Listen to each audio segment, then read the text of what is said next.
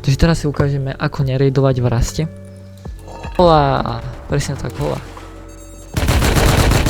A takto zomrete. Dneska sme tu s mojím chábrom, čo tu leží, zoberieme mu veci. A zahráme si Rust. Ale bude to na 10x servery. Respektive by som aj prebral tú baseku, lenže on tu má tieto blbosti.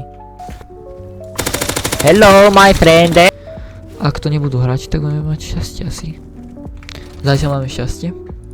Military čestka o airdrop, to znamená, že nejaká MK alebo niečo tam bude.